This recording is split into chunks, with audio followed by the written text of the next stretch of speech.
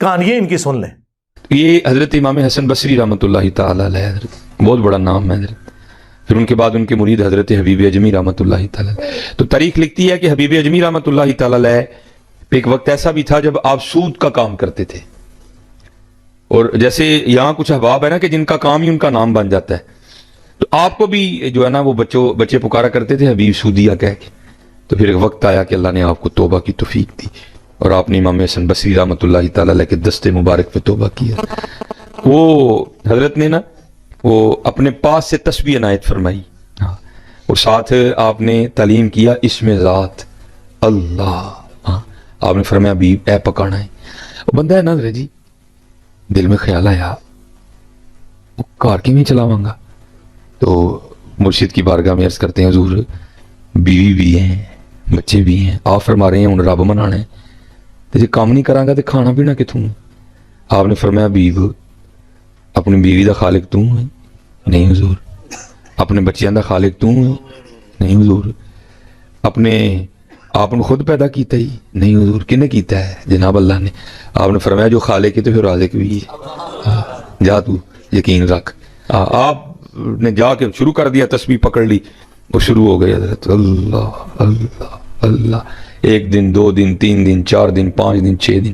ایک دن بیوی آ کے نا بڑے غصے میں آپ کو کہتی ہے حبیب یہ کیا آپ تسبیح لے کے بیٹھے رہتے ہیں, اور ہم سے نہیں یہ سوکھی مانگی روٹیاں کھائی جاتی, جاؤ جا کے کو کام کرو, کو دیہڑی لگاؤ, کو پیسے کما کے لاؤ, ہم بھی کو ترنا والا کھائیں. دانا آدمی تھے, بحث نہیں کی, تسبیح مصلی لوٹا قرآن پاک لیا, جنگل چلے گئے. سارا دن وہاں بیٹھ کے نا اللہ اللہ کی. رات پڑی تو گھر آ گئے. جب گھر آئے نا تو گھر میں داخل ہوتے بیوی نے پہلا سوال یہ کیا, پوچھتی ہیں حبیب مزدوری کی نا, دیہڑی لگائی نا, کام کیا نا.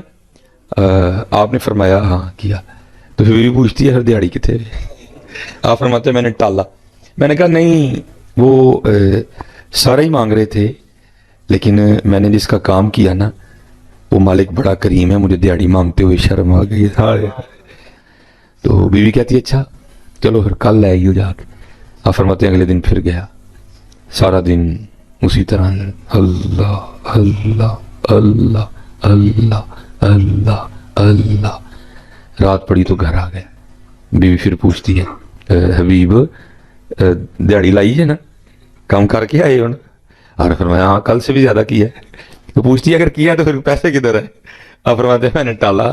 نہیں سارے ہی مانگ رہے تھے, لیکن میرا مالک کریم بڑا ہے, بڑا کریم ہے میرا مالک, سب مانگ رہے تھے, اب مجھے مانگتے ہوئے شرم آ گئی, میں نے نہیں مانگے. تو بی بی صاحب تھوڑا غصے میں آ کے کہتی بیوی اب جب کل جائیں گے نا تو جا کے کام نہ شروع کر دینا, پہلے جو 2 دن کام کیا نا اس کے پیسے لینا اس سے. تو اگر تو دے تو پھر اس کا کام کرنا نا دے انکاری ہو جائے تو پھر کسی اور کا کرنا جا کے. تو حضرت کو صوفی سمجھے گا کہ یہ تیر کس طرح ادھر آ کے لگتا ہے سیدھا. تو آپ فرماتے ہیں میں ساری رات اپنی چارپائی پہ لیٹا روتا رہا. اس نے بات کیا کر دی ہے, کہاں جاؤں چھوڑ کے اس کا در ہے, کوئی ایسا 70 ماہ سے بڑھ کے پیار کرنے والا ہے. وہ آپ فرماتے ہیں خیر تیسرا دن آیا تو میں پھر چلا گیا. سارا دن پھر اسی طرح حضرت اللہ اللہ اللہ سارا اسی طرح. آپ فرماتے ہیں جب رات پڑی نا گھر آنے لگا تو بڑا پریشان.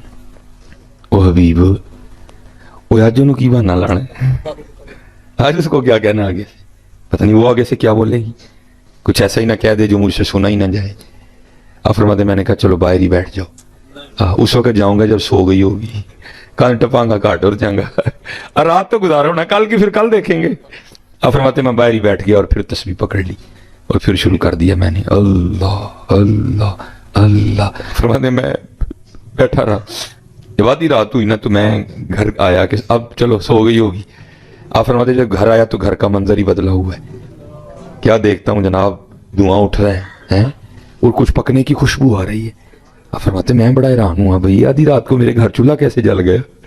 پھر دل میں خیال آیا شاید گاؤں میں سے کسی کو ترس آیا ہوگا, کوئی دے گیا ہوگا کچھ, تو اس نے رکھ لیا. آپ فرماتے میں نے جا کے نا دروازہ کھٹکھٹایا. اب تو دیوار پھلانگ کے جانے والی بات ہی کوئی نہیں تھی. کہتے میں نے دروازہ کھٹکھٹایا تو اس نے دروازہ کھولا. تو آپ فرماتے کیا دیکھتا ہوں, بڑی خوش ہے اور کپڑے بھی بالکل نئے پہنے ہوئے ہیں. کہتے میں حیران ہوں یہ اتنی خوش کیوں ہے, یا کہ مجھ سے لڑی کیوں نہیں, تو اس نے نئے کپڑے کہاں سے لیے.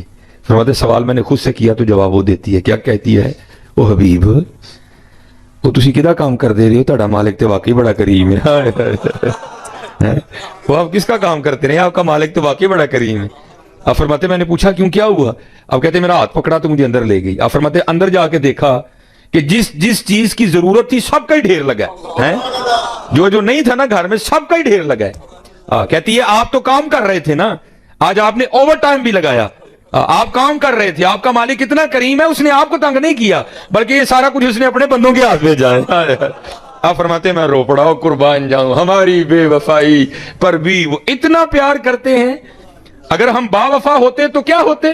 آپ فرماتے مجھے اس نے روتا دیکھ کر کہا حبیب روئے نا, گھبرائے نا, آپ سامان کے ختم ہو جانے سے ڈرے نا, حالی سامان ہی نہیں آیا, آپ کے لیے پیغام بھی آیا ساتھ. آپ فرماتے میں نے پوچھا کیوں, پیغام کیا ہے؟ تو کہتی ہے پیغام یہ آیا ہے حبیب تو کام میں کمی نہ آنے دینا, مزدوری میں نہیں آنے دیں گے. تو ہر وقت کہانی سنانے کے اوپر ان کا زور ہوتا ہے. تو میں نے بارہا انہیں کہا ہے کہ اللہ کے بندوں دین سیکھیں. جو بزرگوں کی میمز بن رہی ہیں, ان بزرگوں سے میں نے کام کروایا یہ والا کہ لوگ آپ کا مذاق اڑائیں, یا آج جو مولوی اپنے بابوں کے واقعات بیان کر رہے ہیں یہ میں نے ان کو کہا ہے گن پوائنٹ کے اوپر تلوار کے زور پہ کہ تم جو ہے نا اس طرح کی کہانیاں بیان کرو تاکہ انجینئر صاحب تمہارے خلاف کلپ بناون. میں نے کہا ہے, خود کیا نا. اور اس سے بڑھ کر ہمارے آباء و اجداد تو سبحان اللہ کہتے تھے اس کے اوپر, کیونکہ نہ انہوں نے قرآن پڑھا نہ سنت پڑھی, انہیں پتہ ہی نہیں تھا کہ دین وہ ہے جو کتابوں میں ہے, دین وہ نہیں جو آپ کے فرقوں کے بابے بتائیں گے, وہ تو کہانیاں کروائیں گے.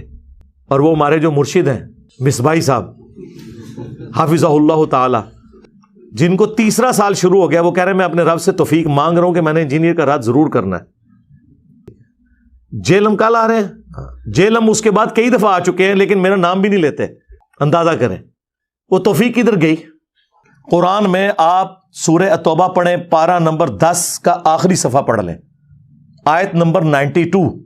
کہ نبی علیہ السلام جب یہ عرابی لوگ آپ کے پاس تبوک کے موقع پر آتے ہیں, غریب لوگ جن کے پاس غزوہ تبوک میں جانے کے لیے کوئی ساز و سامان نہیں ہے, اور آپ ان سے فرماتے ہیں کہ میں کوئی ایسی سواری نہیں پاتا کہ جو تمہیں دوں اور جانے کا مال و متاع, تو تم دیکھتے ہو کہ یہ اس حال میں تم سے واپس لوٹتے ہیں کہ ان کی آنکھیں آنسوں سے تر ہوتی ہیں اس غم کے سبب کہ ہم اپنے نبی کے ساتھ جہاد میں شریک نہیں ہوں گے. تو نبی علیہ السلام کو تو اللہ تعالیٰ نے نہیں کہا کہ اوپر دیکھیں تو سونا, نیچے دیکھیں تو سونا. نبی علیہ السلام تو جامع ترمذی میں آتا ہے حضرت عثمان غنی رضی اللہ تعالیٰ عنہ نے ساز و سامان دیا, جس پہ حضور نے ان کو جنت کی بشارت دی کہ عثمان آج کے بعد جنتی ہے, چاہے جو مرضی کرے. اب یہ تو قرآن میں لکھا ہوا ہے کہ نبی تم کہتے ہو کہ میں کوئی چیز ایسی نہیں پاتا, اور تمہارے بابے جی اوپر دیکھا تو سونا, نیچے دیکھا تو سونا. پھر پی کے نے آپ کے ساتھ صحیح کیا ہے نا. ہاں جی بابا جی, بابا جی. ہاں جی, اگر آپ ہوا میں سونا نکال سکتے ہو تو دیش کی غریبی کیوں نہیں مٹا دیتے؟ آج تو ہم کہہ سکتے ہیں جناب کہ دیش کی غریبی تو اب مٹانے کا وقت ہے, 5 ارب ڈالر رہ گئے ہیں ہمارے پاس. ٹھیک, تو اب ضرورت پڑی ہے نا, بزرگ آئے نا میدان عمل میں, یہ قرضہ اتارے نا, بجلی پوری کریں نا. وہ کہتے ہیں جی یہی کہہ رہے ہیں, وہ کہہ رہے ہیں جی آپ داتا دربار جا کے مانگو جی, وہ دیں گے, آڑ بھی دیں گے جی. پھر میں نے ان کی پوری طبیعت صاف کی تھی, خدا کے لیے اس طریقے سے قرضے اترتے ہیں. جو دربار خود چندوں پہ چل رہے ہیں, آج وہاں پہ نذرانے دینے لوگ بند کر دینا. یہ جو کہہ رہے ہیں بابا اتنے لوگوں کو پال رہا ہے, بابا نہیں پال رہا, وہ چندے پال رہے ہیں. آج چندوں پہ پابندی لگے, میں دیکھتا ہوں بابا وہاں پہ لنگر چلا کے کوئی بتائے. آپ کے چندوں سے آپ کا استحصال کرتے ہیں یہ لوگ, اور پھر بزرگی بھی آپ سے ویل کر رہے ہوتے ہیں. آپ اندازہ کریں ان لوگوں کا, کہانیاں ان کی سن لیں. تو ہر وقت کہانی سنانے کے اوپر ان کا زور ہوتا ہے. تو میں نے بارہا انہیں کہا ہے کہ اللہ کے بندوں دین سیکھیں. نبی کے بارے میں بھی ہمارا عقیدہ ہے وما ينطق عن الهوى ان هو الا وحی یوحى. نبی اپنی خواہش نفس سے کچھ نہیں کہتے, وہ وہی کہتے ہیں جو ان کو وحی ہوتا ہے. نبی علیہ السلام بھی اللہ کی وحی سے بولتے ہیں, اللہ ان کے منہ سے نہیں بولتا. یہ اپنے بابے کے بارے میں